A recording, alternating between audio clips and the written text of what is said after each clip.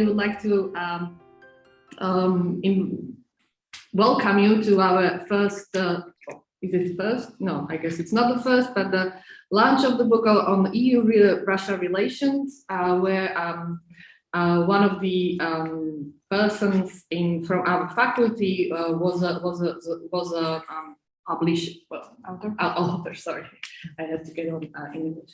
So welcome to this, let's say, 1 hour and a half debate about the EU, about the Slovakian position on the EU-Russia relations. And I would like to also introduce our guests who are going to speak. The first one is Paul Schmidt, who is the Secretary General of Austrian Society for European Politics, and who is also one of the three editors of the series. And I'm hoping he will give more information on the series on the future of Europe. Then the dean of our faculty, Lucia Mokra, who is the author of the chapter on Slovakia, will give us more hints about what she thinks about the Slovak-Russian relations.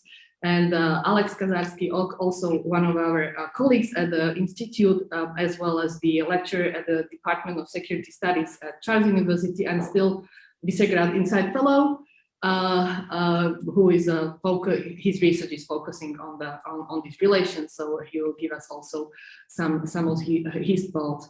Nevertheless, I'm going to kind of lead this debate. My name is Andrea Figulova, and I'm also part of the institute. So partly here, partly online. Thank you for coming here. And without further ado, I will ask Paul to explain the basics of the future of series on these books.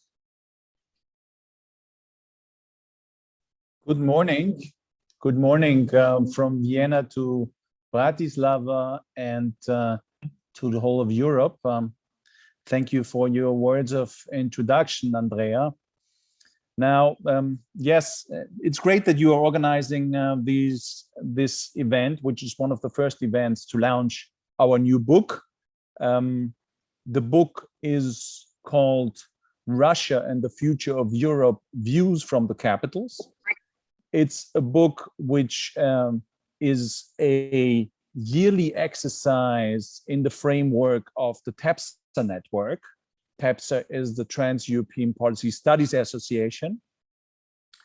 And I have to say that the book was written before the 24th of February. I think that's crucial to know because life has very much changed. The world has changed.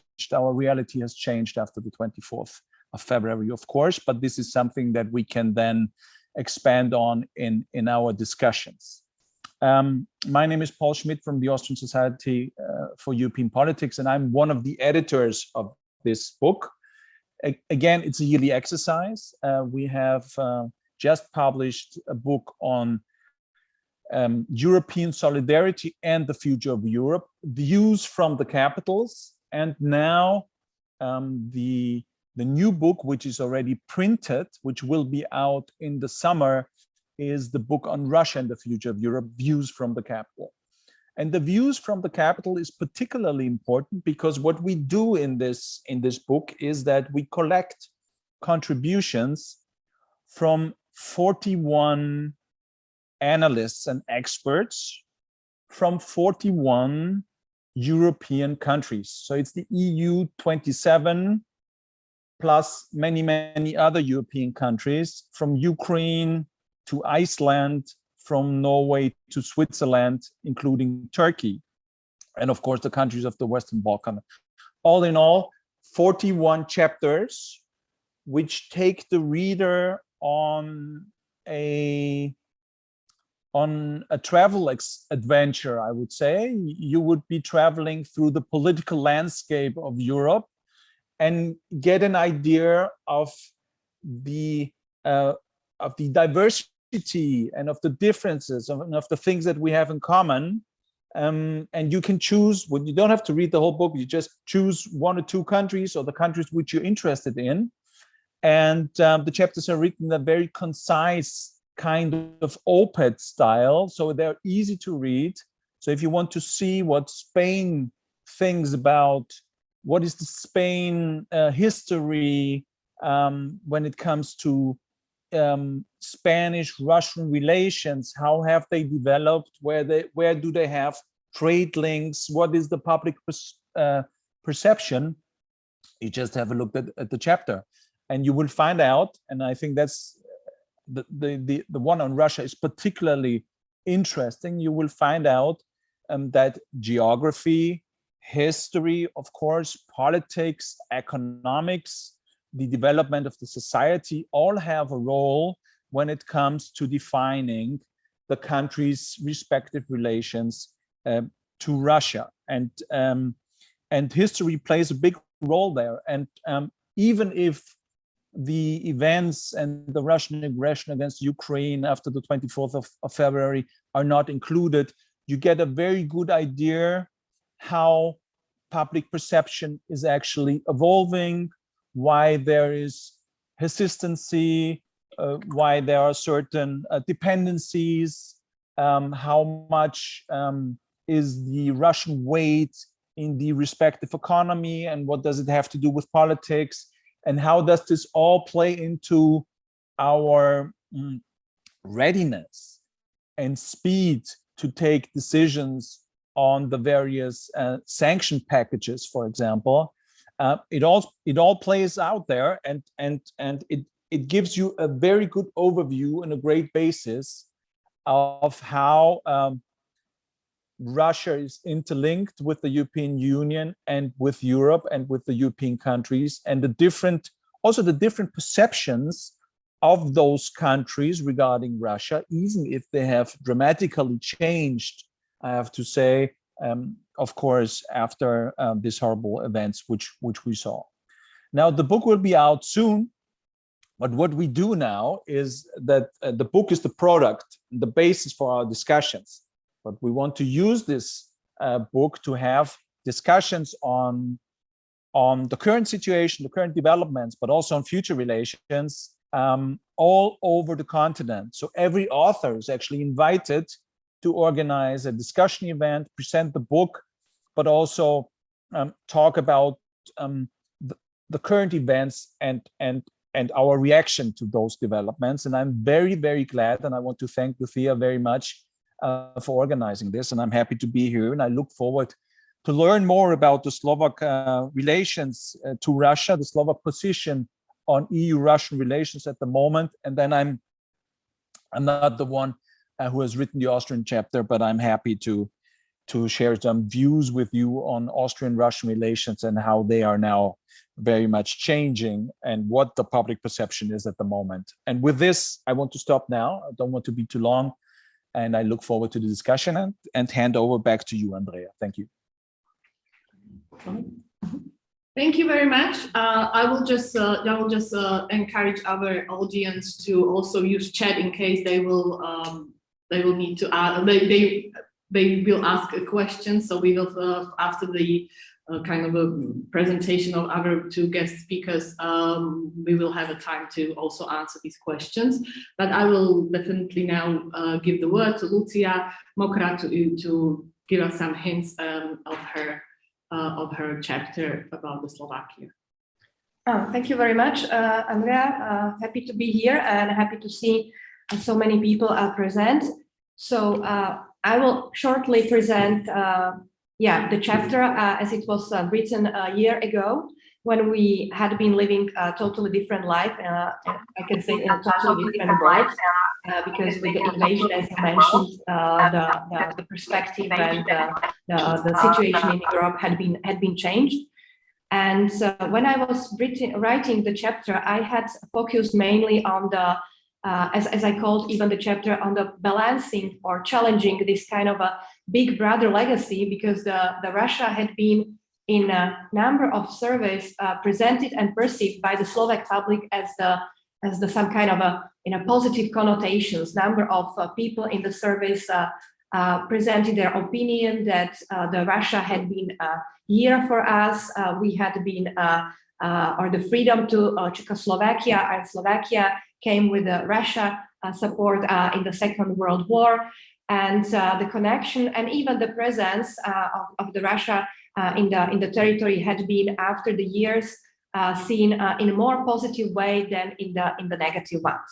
But it was the relation which was the relation threatened by the number of situations.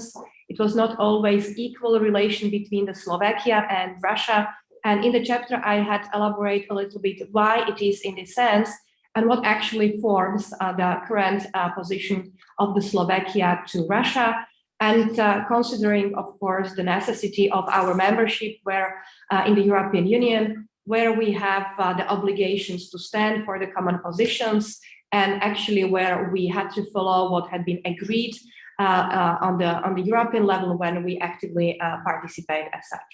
So from the historical perception, the Slovakia as the country which had been a successor of the Czechoslovakia maintained a number of treaties which had been agreed between Czechoslovakia and Russia, especially of the economic character, definitely in connection with the supplies of the oil and gas, and a number of other economic cooperations or commodities exchange as such.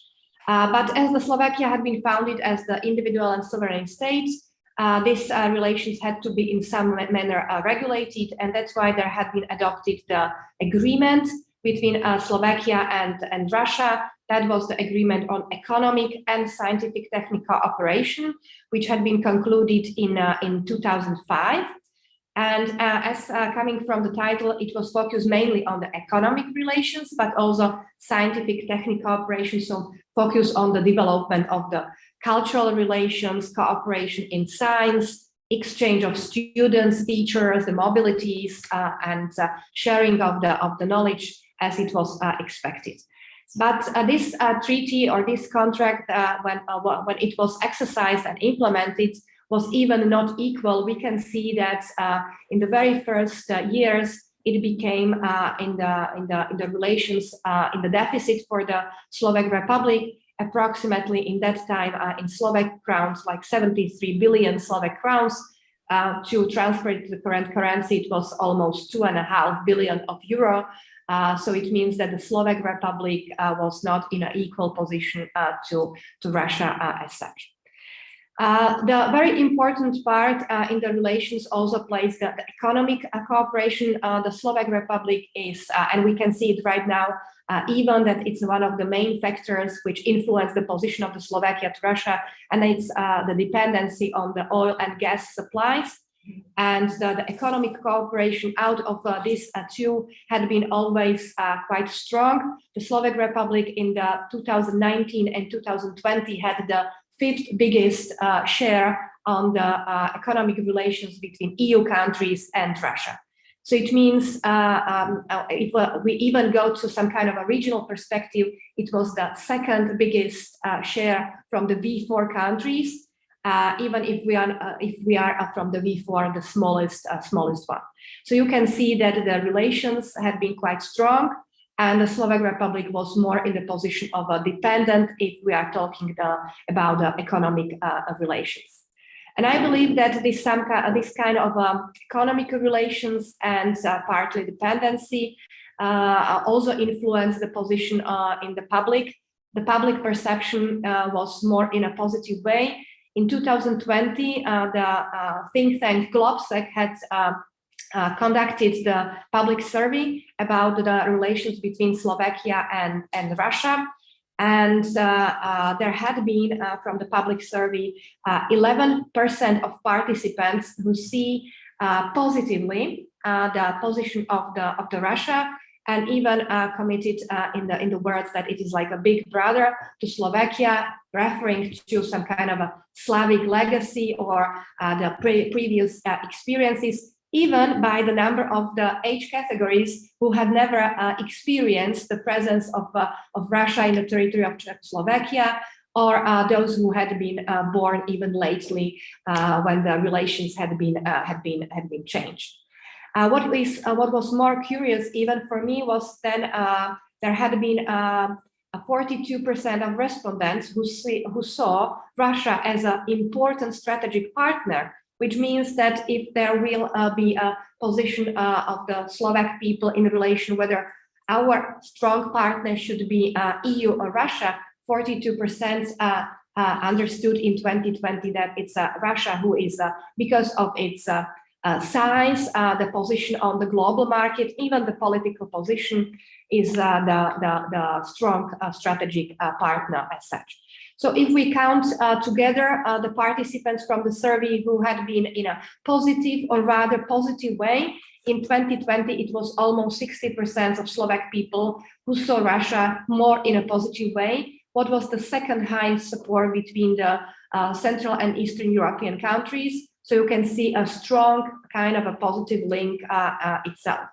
And I have to mention that this was not even in some manner reflecting the previous number of negative experience, even if we are talking to one of the crucial events which influenced the perception of Russia in the Slovak environment, and that had been the annexation of Crimea by Russia in 2014, where the Slovakia strongly in international politics, in the meeting of the UN General Assembly, supported this annexation as the illegal act against the international law, and where the Slovak Republic voted against Russia and urged Russia to follow the international obligations and international principles and leave the Crimea as the part of the sovereign Ukraine as it was before. The situation had been slightly moving, or if I can say shaping, after this 2020. It was influenced by the number of situations where Russia, if I can say, uncovered its face.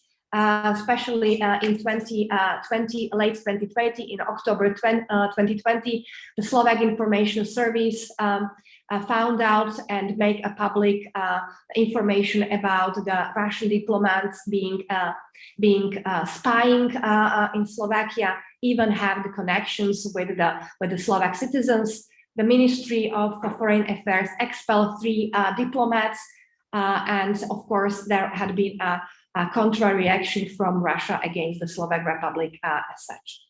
The relations between Slovakia and Russia have been then again influenced by the situation connected in the last year.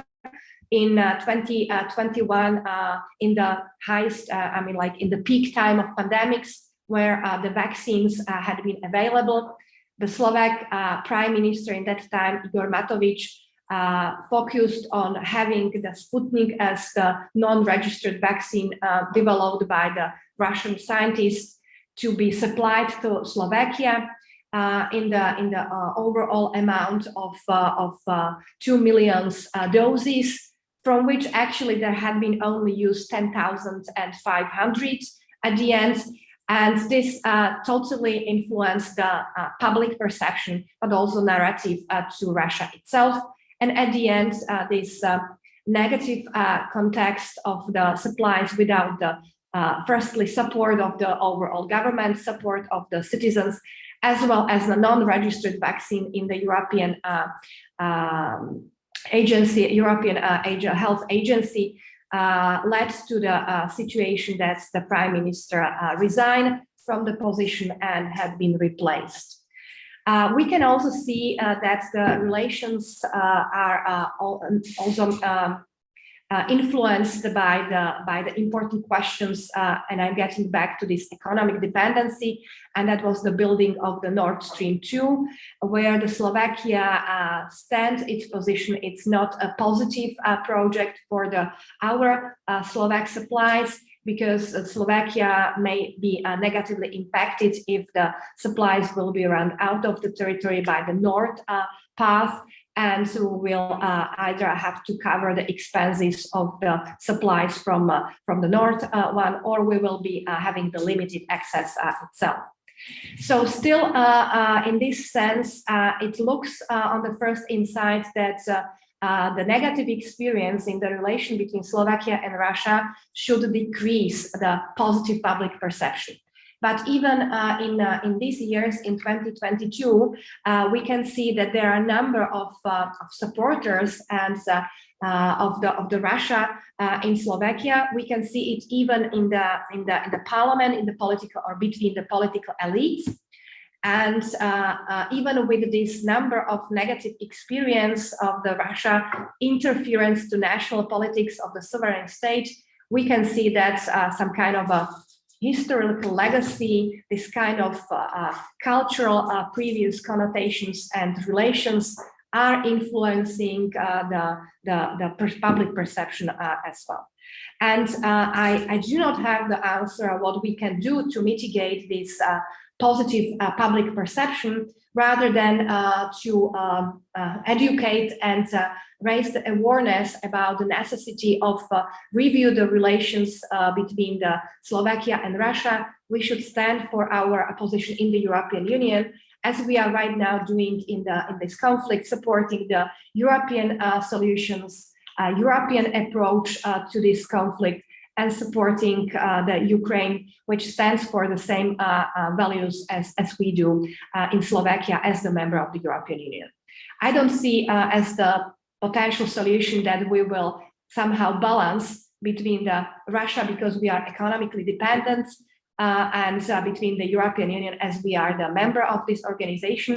We should be clear in standing for the position and strong in the enforcement of this position, both on the national level and European level. And I can see it pretty clear that on the European level, the Slovak Republic stands for the European values rather than for the Russia, which had been saw in the fourth sanctions which had been adopted on the EU level. And rather, what I'm aware is whether we are able to manage it and mitigate on the national level. As we can see, it's not only the question of a division of the political scene in Slovakia, where we can see a number of opposition parties supporting Russia or not even staying strong against the Russia invasion, but also with some kind of inputs when we are right now discussing the next sanctions against Russia, including the stop of the supplies of the gas and oils. So I can see that more problematic is the national level, and this is something where we have to contribute to the public discussion, public awareness, and maybe more talk about the necessity to assess the Slovak relations to Russia in the current and contemporary conditions under the development, which is just running a few kilometers out of our external border on the east. So that's probably from my side for the introduction. Thank you very much.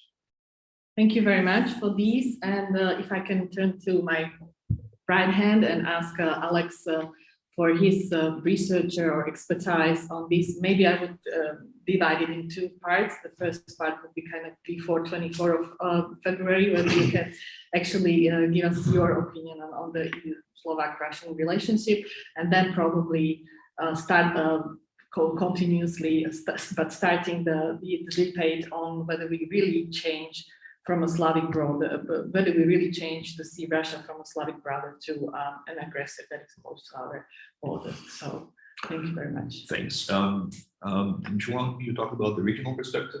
Yes, yes, that would be even from your perspective. Yes, that would be. Yeah. Okay. Well, thank you for inviting me. Hello, everyone. And I'm running to the risk of repeating some of the things that Lutz has already said, because indeed there is a long-term tradition in Slovakia. It has to do with how nation building happened here. It goes back in the 19th century, and a very strong pan-Slavist legacy, right? Pan-Slavist and Russified legacy, which is tied very intimately to Slovak national identity, and this is what makes Slovak society conducted to some extent, right? To influence from Moscow, from the Kremlin. I tried to in the past to separate Russia and the Kremlin, right? So Russia and the Russian regime, but that's becoming increasingly difficult to do, right? in light of what's been happening. I try to see this from a regional perspective, because I think that while all that we've said so far is true about Slovakia, things are rarely black and white, right? Also when it comes to the kind of predispositions towards Russia region.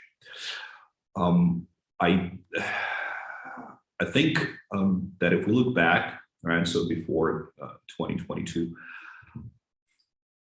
there's been a lot of talk in the past years about the V4 and how the V4 is changing, mutating, right? And this normative division that emerged in 2015 over the issue of migration quotas, refugee quotas, and some of these discourses, these political discourses in the V4, were advanced by Viktor Orban, for instance, because he's the kind of champion of this new V4, the new vision of illiberal politics. But also, I mean, there are other players, right, in the region. So even in Slovakia, this migration crisis was exploited by many, right, in the political elite.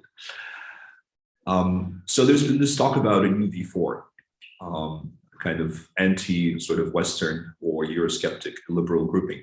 But in fact, and this is something that we see very well after 2022.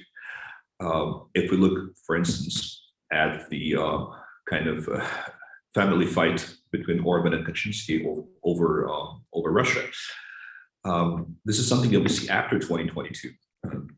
But I wrote a couple of years ago, I wrote this article where I basically argued that this V4 grouping is a very ad hoc format, right? And its possibility is hinging on the presence of Western institutions, so the EU and NATO. Why?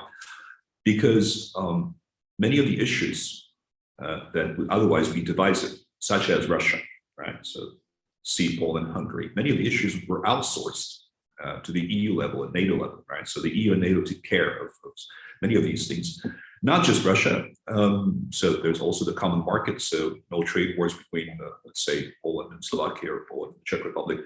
There is hard security, NATO, but Russia, among other things, right? Because Hungary was locked into the EU policy of sanctions following 2014. Otherwise, this rift between Poland and Hungary would have emerged much earlier, I would say. Now we can see that after 2022, right? The different positions on Russia. Now, I would come back to my initial point about things being not black and white, because identities and legacies that we talked about do not really work in a deterministic way. And of course, there are other things, right? So energy security has been mentioned, and the hard stuff, kind of material aspects of relations with Russia. But again, even that doesn't work in a deterministic way, because if you look at the Baltic states, yeah, it's true that Slovakia has been, what, 98% dependent on Russian gas. But look at the Baltic countries. I mean, Baltic states have been heavily dependent on Russian energy imports, but that never sort of influenced their policy towards Russia. Mm-hmm. And identities also work in a nonlinear way, right? So you could argue that there are these countries who have a lot of historical experience with Russia, so the Baltic states, right, in the Sea of Poland. And in Poland, it's also part of the national identity, right? So this negative othering of Russia. So it's very difficult to be a Russophile or Kremlinophile in Poland, although you do have some political forces in the Polish parliament, surprisingly enough. But then you have countries like the Czech Republic, where you did have a more neutral approach to Russia. So it wasn't exactly Russophiliac, but it wasn't anti-Russian or always Russia critical. You had Russia-friendly presidents there, who are no longer Russia-friendly because it's very difficult to defend a war. And then you had Slovakia, but even in Slovakia, I mean, it wasn't black and white, I think, because yes, there's that pan-Slavist tradition, which is still quite strong, but there's also a very robust Atlanticist or pro-European political establishment here. And I would say that Slovakia, from that perspective, is a divided country, right, rather than a Russophile country. Now, what happened after 2022, after February 22, is that you see how these loyalties are shifting, because in the Czech Republic, you know that Zeman denounced Russia and his friendship with Russia is over. But Orban, on the other hand, used that war basically to win the parliamentary elections, which are no longer free and fair, but still there was that mobilizing effect, right? The kind of fear mongering. So now the question is how this new situation with the Kremlin, with an open war on Ukraine, will influence the V4 and the pro-Russian or nominally pro-Russian forces in these countries, because I see two scenarios. This could be, well, the implausible one, Orban's V4, so a pro-Russian V4, that's not going to happen because of Poland, or a V4 without Orban, right? If the three other countries consolidate on a common stance.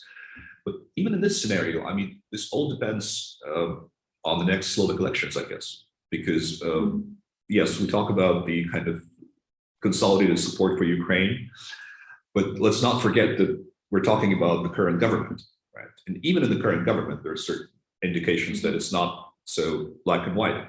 But what happens in 2 years when Mr. Fico tries to get reelected? Because he's progressed, Robert Fico's progressed from a nominally pro-European politician to a very kind of toxic character who's almost openly defending, if not the war, is defending many other things, right? So they exploited a lot of toxic agendas, including the coronavirus, but also this war against Ukraine. So I don't know. I mean, I'm not so confident, to be honest. Some people are saying that Slovakia is one election away from Hungary. Maybe, we'll see. Let's hope not. But I would watch out for that. Yeah. So I'd probably stop here. Thank you very much. I will probably kind of give a space also for audience. So whenever you feel like you would like to ask anything, please don't forget to use the chat. But I will come back to what Lucia was saying and add on one thing that I find very interesting about Slovakia position, and that's the Globsec survey that happened in 2022, which also connects to what Alex was saying, which meant really change of the perception. So we can probably call it a wake-up call for Slovaks in the Ukraine war in Ukraine, a wake-up call for Slovaks. And that survey was saying that the positive perception of Vladimir Putin dropped from 55% in 2021 to 28% in March 2022. And in connection what Alex was explaining yesterday, Mr. Zelensky was in on Telemost in Slovak parliament, and that actually kind of proved also these let's say political divisions in Slovak politics, because some of the politicians, namely the one that Alex mentioned, Robert Fico wasn't present. Some of his MPs were, but still part of the Slovak spectre that is now in a parliament wasn't there. So what does it say about this change? And I would like to also, if you can elaborate a little bit more on what actually these changes of public perception can mean for in political scenes via these political parties. So what do they say? Do they help them or not? Yeah, you know, like maybe two basic points. The first one is that I would, after all these mentioned negative interference of Russia to Slovakia, even expect a bigger drop. I mean, like, it's still just a half of the drop of the Putin support, and 28% is quite a lot. So it means if you just very easily calculate that the last elections had been won by 25% for the biggest political party, it's still something where or make me awake and aware that the situation is not so clear. And as Alex said, we should be aware about this topic, which may become the part of the electoral campaign in 2 years. And the second one is that yes, yesterday's telemost of President Zelensky in the Slovak parliament show us where each of the political party stands.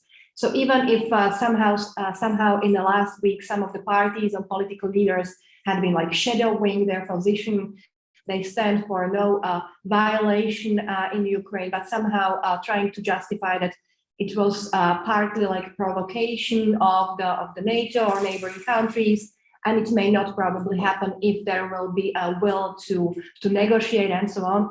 Just clearly give us yesterday the answer that this is something where we have to be aware. It is not so much truthful what they are saying, but what they are doing, and this should be also decisive for the electorate. However, I'm quite pragmatic in this sense, and I'm aware that not everyone was able to saw it, and not everyone from the electorate will be able to take the message from the yesterday's presentation. But politically, it was the important situations or important event, the speech support. The Slovakia's position that we are conducting our support to Ukraine in a way which is compliant with international law, with our obligations to the European Union, and we are not trying to play the game, individual game, which will shame somehow the European Union and be beneficial only for the Slovak Republic. Yeah. If I can add on one thing that probably even Paul can be a participant to this. Alex mentioned something close to his expertise, I still think, and also which is close to his latest piece of writing, and that's something that is part of the Slovak of this part of the toxic Slovak political sphere, and that's a concept of neutrality.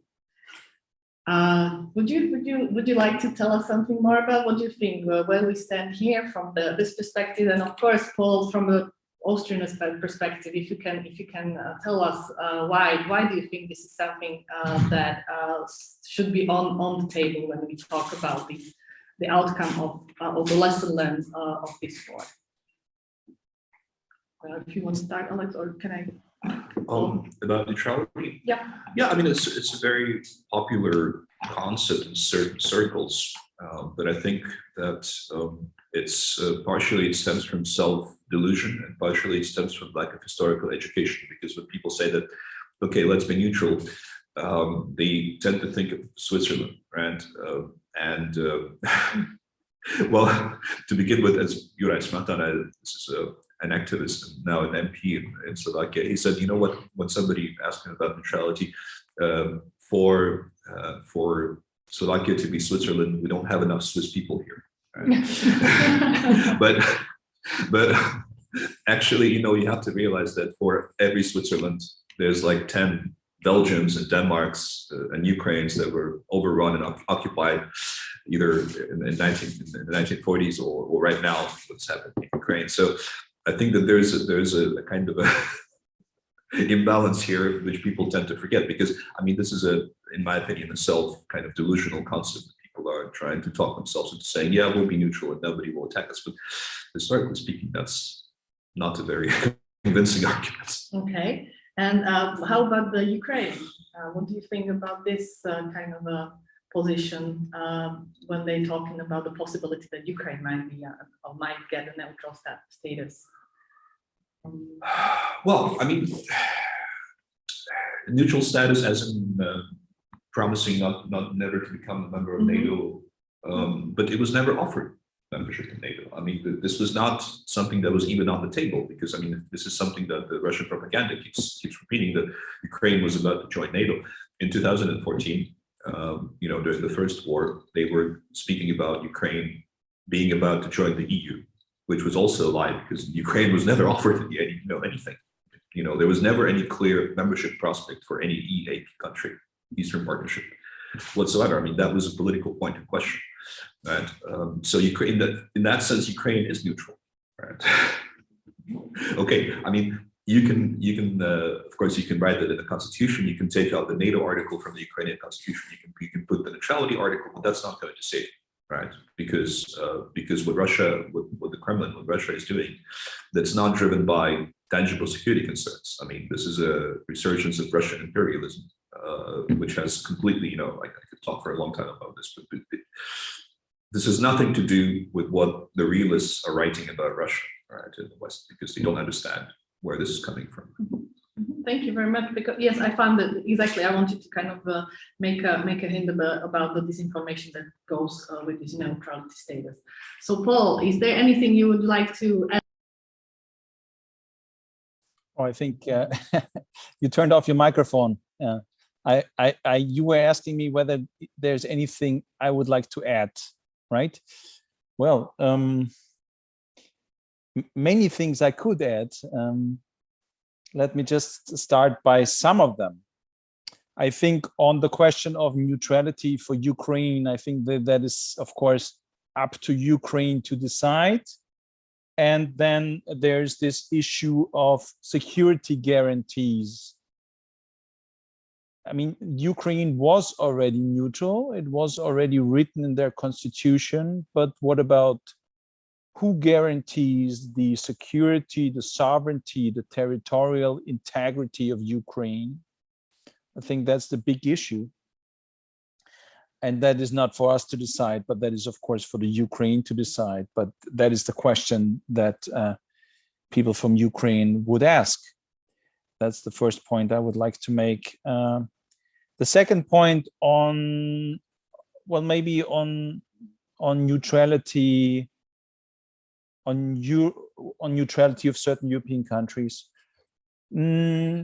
27 EU member states, out of which you have 2 countries which are non-aligned, Sweden and Finland, who very much consider joining NATO very soon. You have military neutrality in Ireland, in Cyprus, in Malta, and in Austria. You have, of course, the Swiss neutrality, which was mentioned, Switzerland not being a member of the European Union.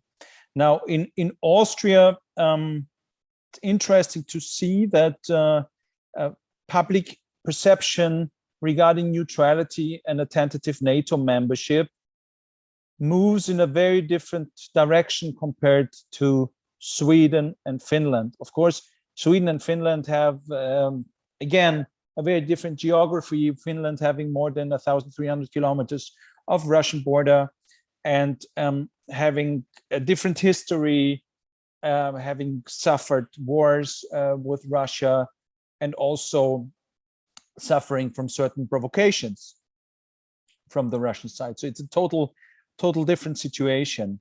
And while in Sweden and Finland, public opinion is changing. There's a majority now in both countries. The numbers in Finland are higher of people being in favor of joining NATO. In Austria, it's the other way around. We had an opinion survey, which we did just a couple of weeks ago, where the result was that more or less 17% of the Austrian population would favor joining NATO. Okay, while at the same time, 90% of the population, 90% of the 9 out of 10 Austrians would argue that neutrality is important. Now, neutrality has become an important element of our national identity, of course. That doesn't mean that we are political neutral. That's something that is always stressed. We are military neutral. We don't send weapons. We don't allow a foreign army to wander through Austria and things like that. But politically, it is very clear. It is very clear that the public, but also politics in its majority, are on the side of Ukraine in this conflict. And there's a very, very high percentage of people wanting to help and helping with Ukraine fleeing the country. But that's a similar situation, of course, in Slovakia, I understand. So within the European Union, actually, we show solidarity, of course. We we side with those who are in favor of the 6 waves of sanction measures which we've seen. Of course, we also have our high level of dependency regarding gas. That's a real issue here as well. We're not in favor of a gas embargo. That would be very critical for our economy.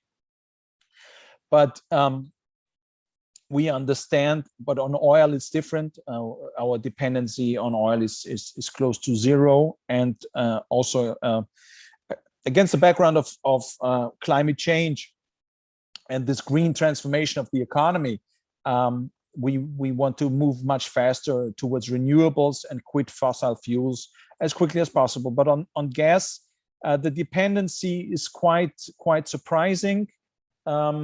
There's no real diversification of energy imports, and this shows the strong, also because energy imports from Russia have always been very cheap relatively compared to other energy imports.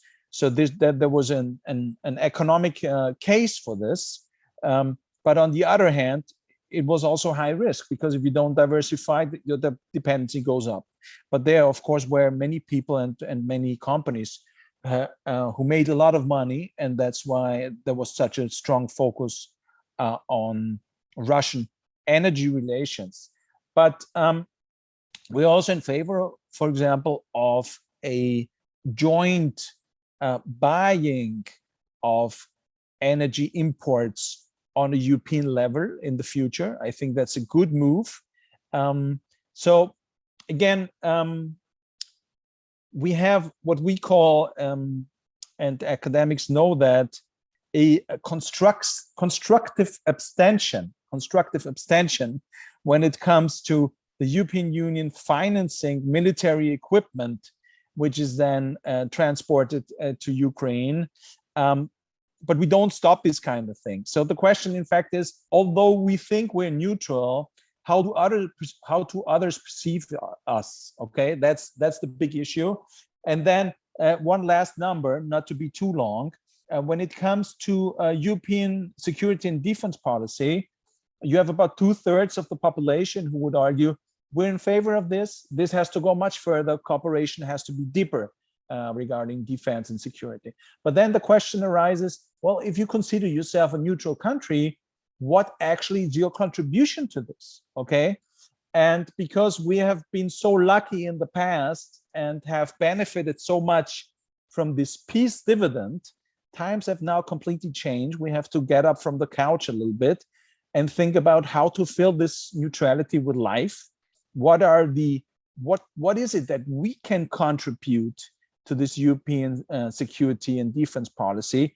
Is it in terms of a geopolitical analysis? Is it in terms, can we offer humanitarian help and engagement much more than we have done in the past? Is it money? What is it? It is not weapons. It is not military force. But I think there's still, call me naive, but I think there's still a niche. There's still space for value added from countries who are constitutionally neutral.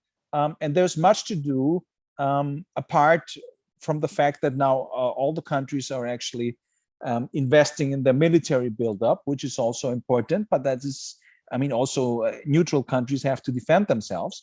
But there again, I mean, do we need our own planes to secure our airspace, or can we organize that regionally with Slovakia, with Poland, with other countries? Why does every country need to have its own planes? I mean, so this military buildup also needs to have a strong European coordination in order to make sure that this is as efficient as possible. But what we push for here in Austria is that it is illusionary to say that we will quit neutrality, but let's fill this neutrality with life, and let's help as much as we can. That's my point.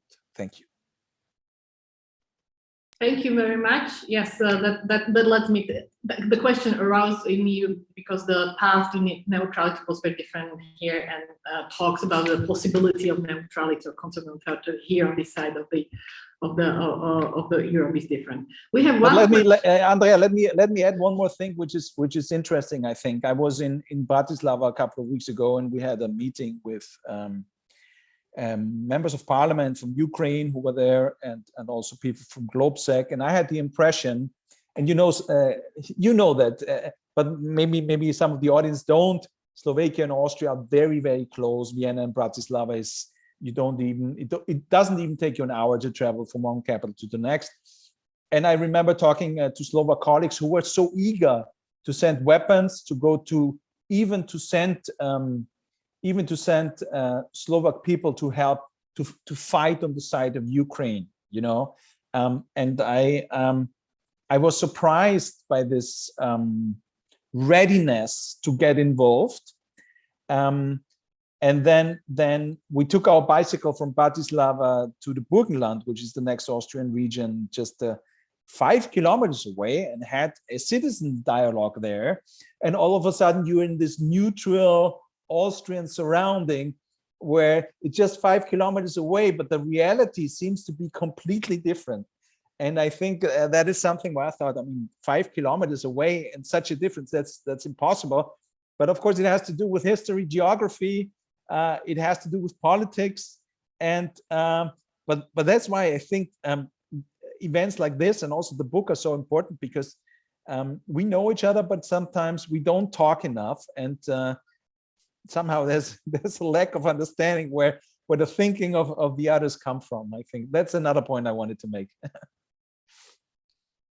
Thank you. We have already 2 questions, so maybe to end up this talk about the neutrality, I would ask our guest the question from Oliver, where he asked that the very hypothetical question: if Russia attacks Finland, also a member, also not member, but a member of the EU, will NATO change its position on active participation? What do you think? I know it's not it's very hypothetical, but still, yeah. Paul? Yes, again, yes, hypothetical question, hypothetical answer. I would say NATO would change. I mean, first, it's very hypothetical because Russia is so much engaged in Ukraine. But I think chances are high that NATO would change its position because Finland is close to applying for membership. And once the application is there, in the meantime, I think NATO is already ready to help Finland. That's one thing. And the second thing I wanted to point to is, don't forget the mutual assistance clause of the EU treaties, Article 42.7, where countries would help each other if they're under attack. EU countries would help each other. And if you keep in mind that we have 21 EU countries who are NATO members, it is very likely that NATO would get involved. Anyone here would like to add something to this? No? I agree. Okay. Yeah, I agree also. So I would add that if hypothetically speaking, if Russia were to attack Finland, then this would become not just a war between 2 countries in Europe, but a big European war, which, you know, that would be even more difficult to ignore. But we'll see what happens with Transnistria, because there are some worrisome dynamics lately. Mm-hmm. Yeah, maybe just to add that it's not only hypothetically, but I think that Russian strategists are quite aware of that, and they use it more like a threat, getting as close as possible, but still not being accused of spreading the conflict. So we can see how close the Russian attacks to Polish or Moldavian or Slovak borders are, but still they, you know, like present it like it was just the response to something, and the intention is not to somehow invoke the war to the other territory, but rather to defend the Russian interests as it is presented in the even in the president's Putin speech on the occasion of 9/5 of this week. Yeah. Historically speaking, also the the experience of invading Finland for Moscow has been quite mixed. Let's not forget about the Winter War of 1940, and I think one thing we saw in Ukraine was that that the Russian army was grossly overestimated. Right? There's this image of a hyper-modern army, and then when you see these commanding officers using cell phones that Ukrainians can easily intercept, if they end up invading Finland, well, I mean, Finland has a legacy of fighting back very efficiently.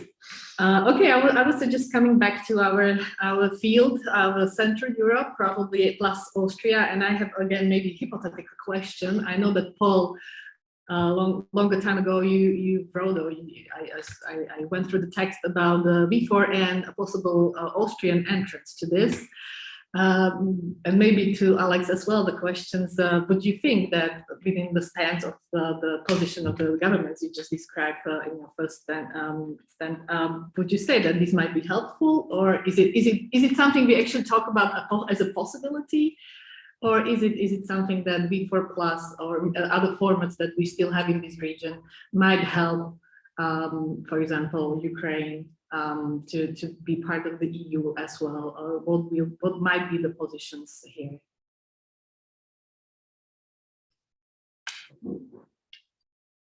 Do you want me to start? I of course I cannot talk on behalf of the V4. That's something that you have to add then. But from an Austrian perspective, no, I don't see it. And even I think what Alex said before, that the present and future of the V4, because of things that are happening, is quite uncertain. Maybe it's a V4 minus without Hungary, but of course, maybe it opens room and space for Austria to join. If the V4 would even want Austria to join, that's another issue. I think. I think from the Austrian side, I don't see a move now to join this club.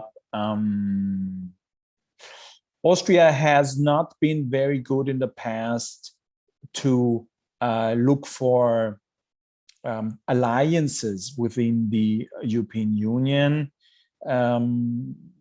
The argument always was that we need to be open and flexible. We need ad hoc alliances depending on the issue at stake. But I think strategically, that's not really the right way to go. And I think that's why the Austrian governments have changed lately and have tried to revive the Slavkov format. But also, if you look at the Frugal Force, which is quite a strange name for those 4 countries, which are even more than 4 countries, there are some things that have been evolving, but regarding the Visegrad, it's not on the agenda over here at the moment. I meant it as a hypothetical that the Austria and Hungary might find a similar word or similar tone maybe further on in the future. I don't know if you. I think at the moment not. I think it's quite the opposite. It moves quite into the opposite direction when it comes to Hungary and Austria. He announced that he is missing a C. So in order to, when you talk about energy security, and he was supposed to talk online also with other people. So that also led me to some kind of a thinking in Hungary about, let's say, irredentism that might exist there, and about the role of this thinking in a politics. Okay, but we still have. Did you want to add? No. Right.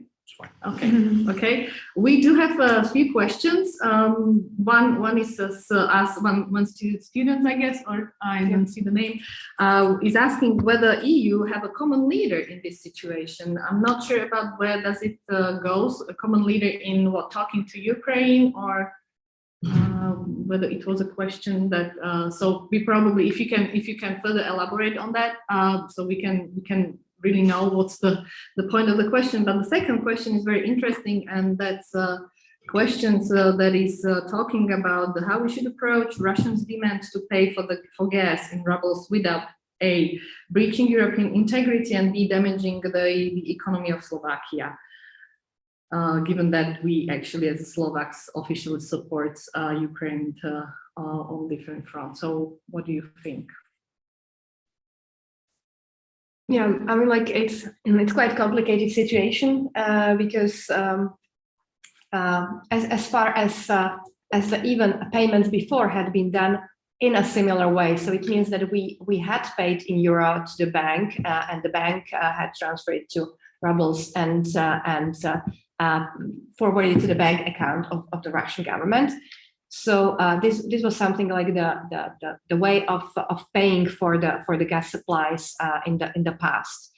And currently we can see two options, like to be very extensive or broaden this perception, because we are still paying in euro, but we are paying to the bank where the bank has transferred into rubles, and that's the problem, that we are paying and contributing to the allocation of money which are used for the invasion and the support of Russia invasion and resources in the Ukraine, and that's quite problematic.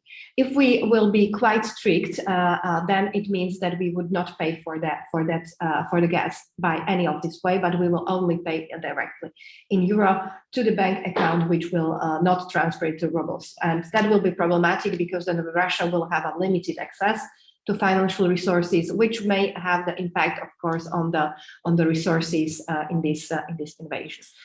And I don't see a direct, formal or legal way how to proceed it correctly.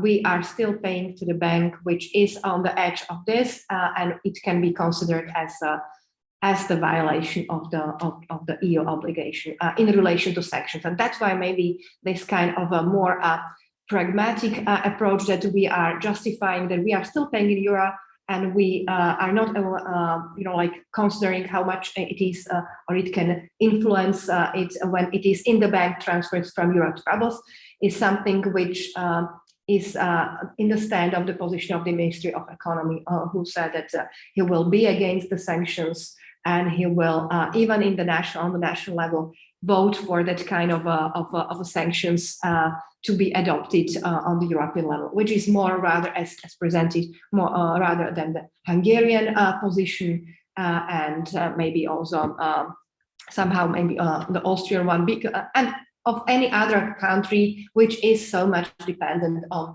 the gas supplies from Russia, and not having enough in store, because we have to be aware that these supplies are providing in advance. So it's not a question of the immediate response or immediate cuts. There is the way for at least 1 month supplies from the stores, but it's the question of the sustainability and the change, the transformation of the resources, which the majority of the countries who are actually dependent are not able to do in so short time.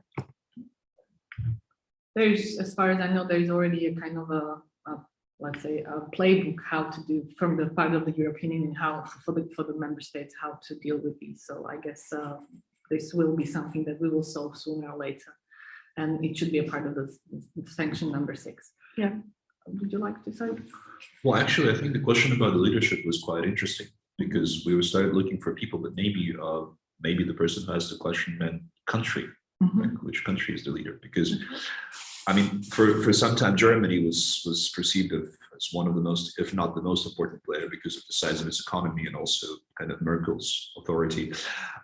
Then there was also France, of course, because this is the Franco-German nucleus. I mean, that was there from the very start of European integration. But right now, I mean, the German position, both in the past and in present, it looks quite controversial. And I mean, I'm somebody who comes from Central and Eastern Europe. I'd say that I'm kind of ashamed, right, of how Germany behaves in this crisis.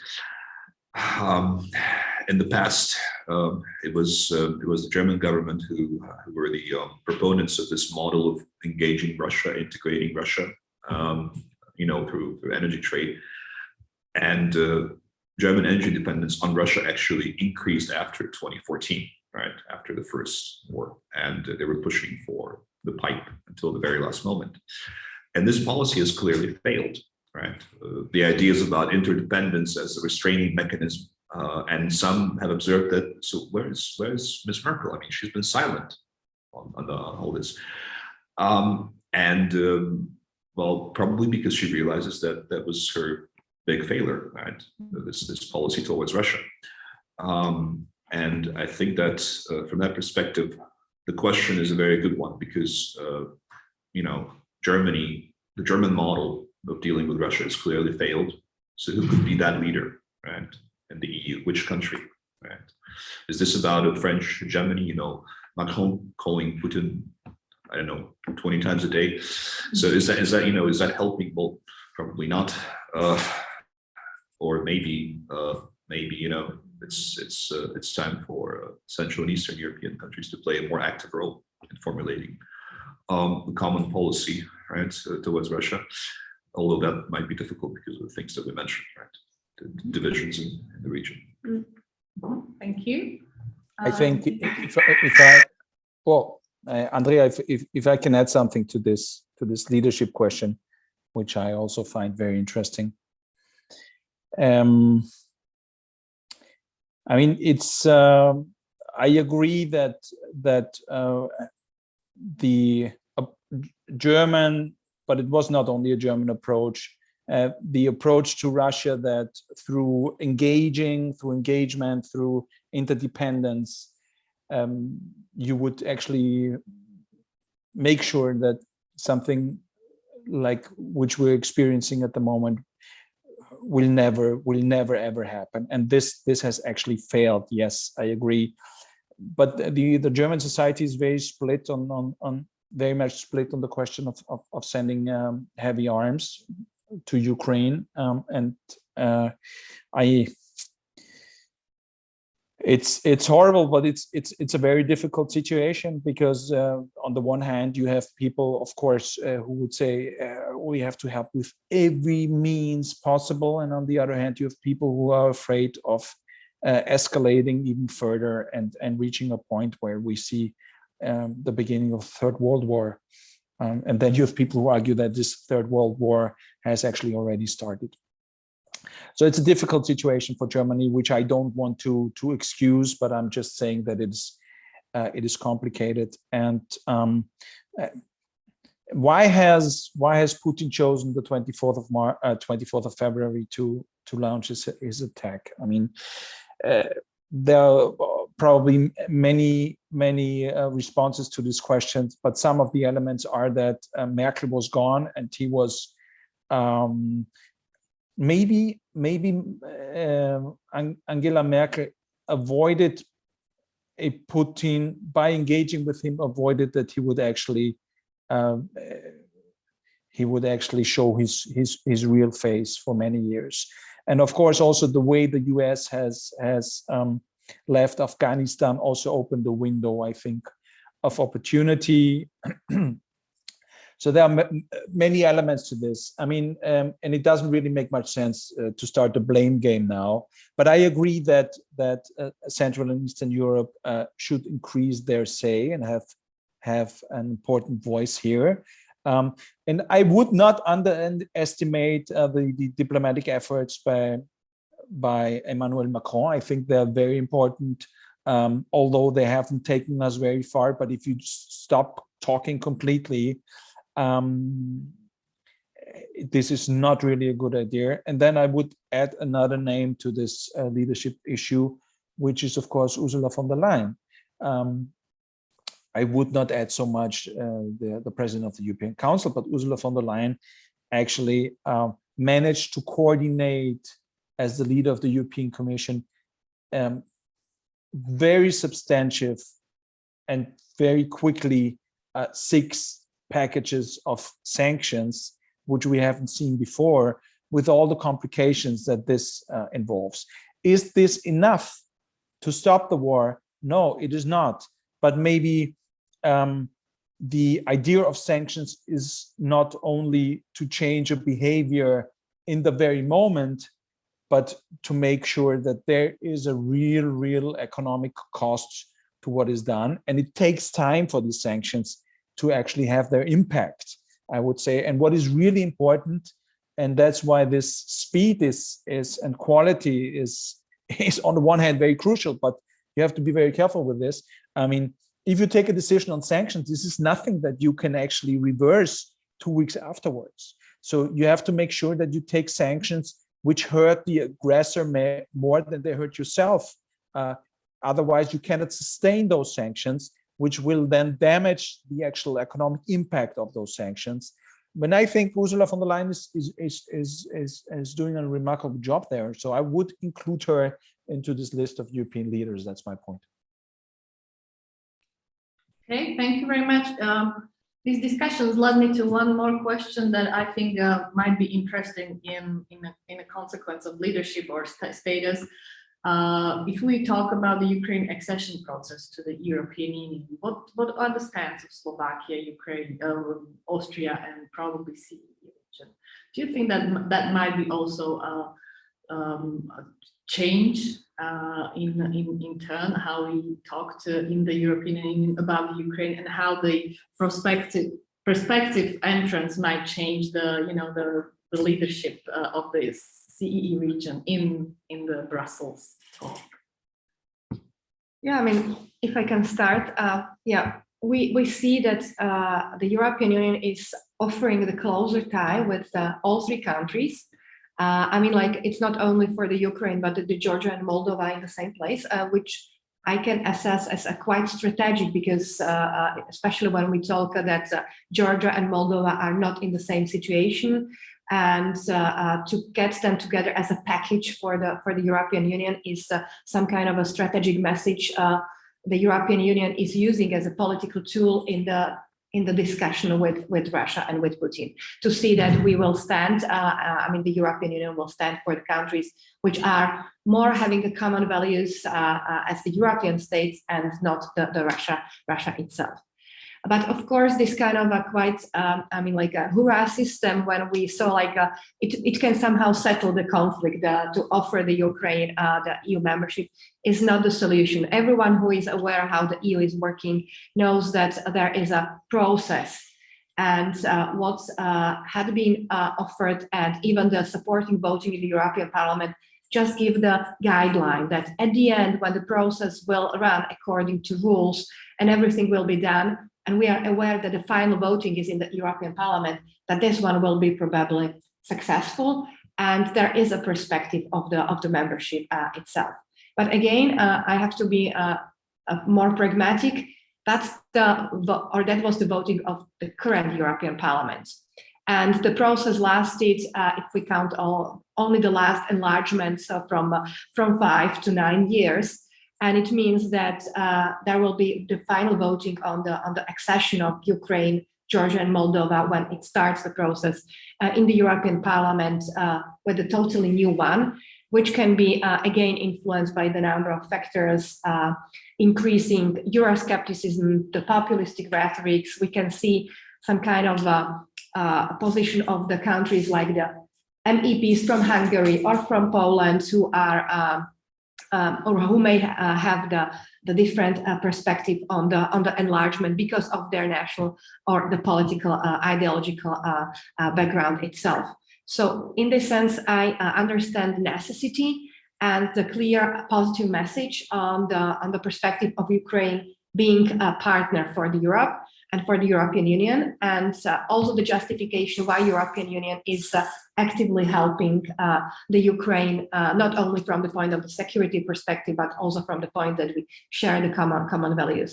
But we have to be aware that this is a long-lasting process, and the voting will be done in a years with a different structure of the parliament, and we cannot foresee how much it will change the environment, and even how much it will be reflecting the situation which is developing even from day to day in Ukraine. We can see how it is moving.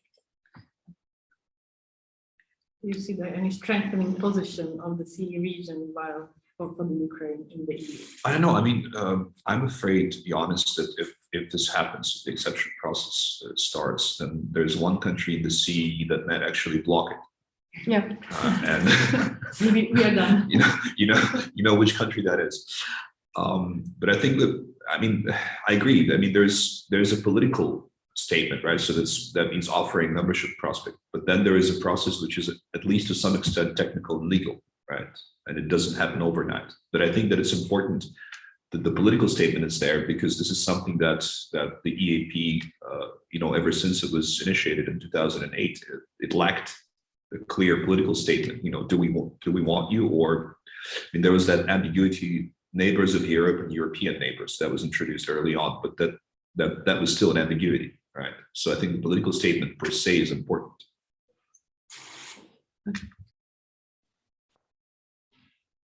I would say that it would, to be realistic, it will be very, very, very long and very, very difficult. I think I agree with what was said before, that it is important. Of course, Ukraine is a European country. It can apply for membership. I think we need a symbolic and political gesture of support. There will be an opinion by the European Commission. And then the question is, do we have unanimity at the member state level to give Ukraine a candidate status? That's where we are at the moment. Now, on the one hand, my personal opinion is, yes, we should do that, because this is the perspective which we talk about, and this is the support, the moral support we can give at the moment. And then you have other voices who would argue we shouldn't go that way, because we promise something which we cannot keep.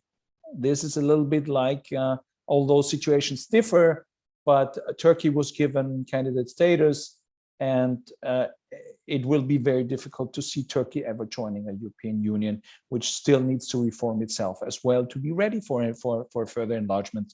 And I'm not talking about the countries of the Western Balkans. So this is where we are at the moment. And only for a second, try to imagine what the European Union would need to look like to actually be able to absorb a EU membership by Ukraine. Think about financing agriculture. Think about the rule of law criteria which we have to fulfill. So this is something. This is for years, if not for decades, if we can ever really reach that point. So maybe what Macron talked about on Monday is at least something we should also consider, which is again concepts which we've seen in the past, different qualities of integration and different circles of integration. But one thing we have to make sure is that economically and politically we have to help Ukraine as much as possible to get back on their feet after this war. This is something. This is our duty, and this is something that we not only do for Ukraine, but of course for ourselves. But all the rest, I think, is very, very, very far away and very difficult. But I wouldn't say never say never, no, because I mean, in the end, the European Union is a peace project, and this is all about peace, war, and peace at the moment. And I think so many things have changed after the war started, also within the European Union, that maybe this is also the moment where Europe needs to reconsider its approaches to enlargement. This is very geostrategic, of course, now.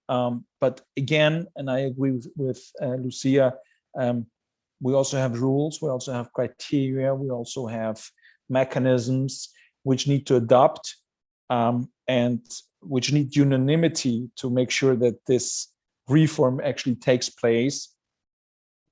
And I think let's go the first step. Let's make sure that other European countries can actually benefit from European integration, even also before they actually reach the end goal of joining the European Union. And then we see it's too early to tell, but the process could at least begin, at least to make a political and symbolic statement, saying that, emphasizing that, of course, Ukraine is European and we're getting closer together and help each other wherever we can. Thank you. You already kind of answered the last question we had from the chat, and I would like to probably kind of cover the debate with. Yesterday, quote of the day in the Slovak parliament was by Zelensky that this is not the war of two armies. This is the war of two worldviews. So the question that is also there, it might be connected to that because someone is asking that what is there a risk of pushing post-war Russia into similar situation as post the World War I Germany in context with the sanctions and embargoes we already implied? And furthermore, what should be the role of the EU in post-war Ukraine in order to prevent, for example, the situation as it was in a post-war in Syria, Afghanistan, or Iraq? So is this the two worldviews that we might have? For example, we might also talk about the view from China or India and the different perspectives. What do you think? Where this can lead, not only on the European scale, but in geopolitical sense? Alex. No, I mean, the question is kind of the question about the analogy with the post-war Germany is kind of strange because that actually has already happened. This expression Weimar Russia was around since the late 90s, and to some extent Russia indeed repeated the trajectory of the post-World War I Germany, because there was no military occupation, there was no military defeat, but there was a political and economic defeat, after which Russia was sort of left to itself, more or less, right? And then out of there you have Putinism growing gradually, and now, I mean, if you want to continue with the analogy, now we're at 1939, maybe 1940, right? With respect to Russia. So I mean, the Weimar Russia already happened. That was the Russia of the 90s. And now the question is, if Russia suffers a military defeat, which is an implausible scenario, I mean, nobody's going to start World War III, right, to occupy Russia. We can talk of a limited military defeat in Ukraine, maybe. But then, there's the other scenario of a political and economic defeat with a regime collapse. And then what do you do, right? How do you approach that? And I think that in that case, you would need a much more responsible and consistent approach to Russia to make sure that the Weimar scenario does not happen again, right? So Russia would need, I wrote this, the day the war started, Russia needs the 4 Ds, right, that Germany had after 1945. So democratization, decentralization, de-Putinization or de-imperialization or something like that. And preferably also denuclearization. That would also be nice. But that's a very long shot, Okay, thank you. Maybe I'd rather take the second part of the question, and that's about the help of reconstructing the Ukraine. Yeah, I can see the role of the EU quite here. That, as we mentioned, even the current help and support to Ukraine, we take as the European support. So I mean, like even or in the moment when this invasion war will terminate, there will be a huge effort needed from the European Union, or even from the individual European countries, but also strategic partners. Like, I mean, I can see the role of the United States or United Kingdom, which had been already present, that they will support the reconstruction of the number of cities and the plants and enterprises and small and medium enterprises in Ukraine. And I believe it's not only about providing money or having something like a new Marshall Plan for the Ukraine, but it's also about the support of the Ukrainian people who already getting back, who are returning to the country. And the European Union should continue to publicly stand for the support of the Ukrainian people, who at the end stay alone, all of the civilians who stay in the country, all of the volunteers in the army and the armed forces. So in this sense, it's more like a economical and political support together, where the European Union can help to rebuild the Ukraine after the conflict terminates. But also today, people are still living in the Ukraine. So I mean, it's not only about the military support or the financial support, but there should be also the humanitarian support and some kind of social support from the European countries as well. Would you like to also elaborate on this? No. There's not much to add. I mean, we have to support Ukraine and rebuild the Ukraine together with the Ukrainians as good as we can, to make sure that I mean, this is our neighborhood. I think this is the difference.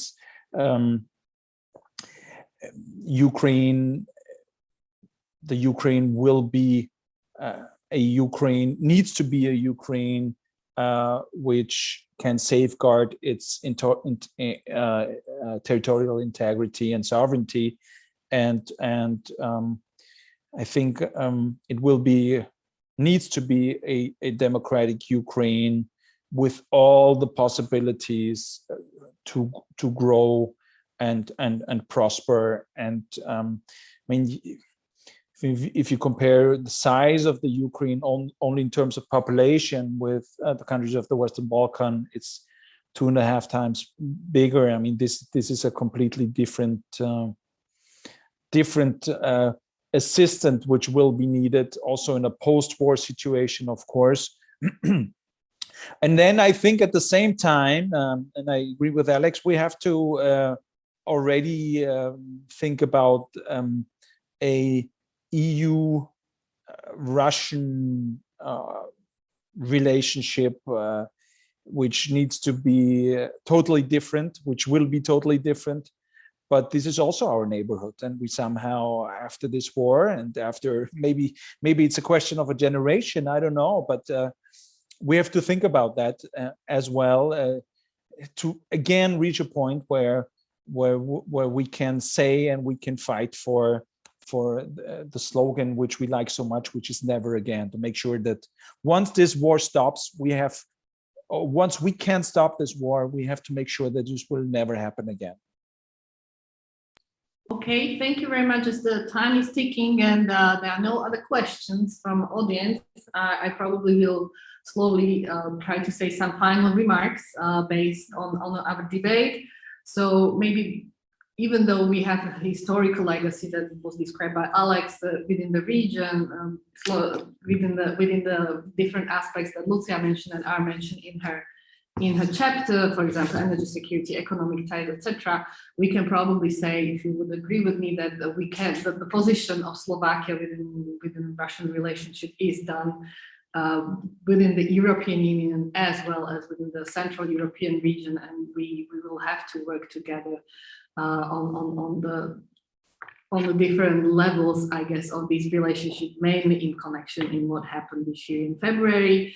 And that will be the challenge not only for the next Slovak government, let's say, that might be different than the current one, and the changes that are ongoing also in the CE region, but in general, whole geopolitical overall, let's say this way.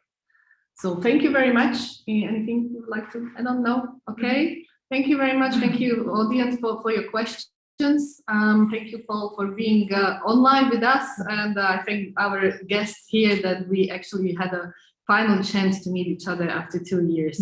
So the new normal in the Slovakian-Russian relationship will be influenced not only by the war in Ukraine, but also by COVID-19 finally ends.